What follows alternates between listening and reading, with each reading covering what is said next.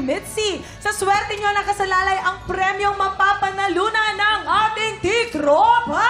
Anong song ba yung tinuturing yung pampaswerte sa buhay nyo? Sa'yo muna tayo, Liana. Para sa akin po, syempre ang aking maswerteng song is ang aking bagong single na titled, Oops, Mahal Kita. Ay, oh. Maganda yan Parinig naman. Oops, mahal kita, di ko sinasadya. Puso'y lumipad, hindi ko na mahila. Ganda. Oops, mahal kita. Bagay sa kanya. Mahal kita. Oops, mahal kita. Ikaw naman, Mitzi. Nako, etong song na to, kahit masakit siya, saswertehin kayo kapag Anong song kapag- yan? This is my latest single, Let Me Down Easy. Of course, released on their Jimmy playlist. Parinig din naman. Parinig din. Okay.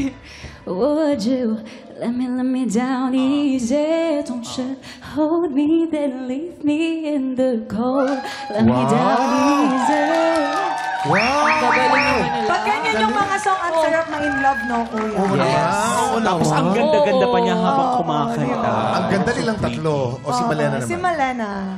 Para sa akin po, yung In the Field song po talaga siya. Sa iyong tabi po ang tawag. My latest single. Sa iyong tabi. Opo.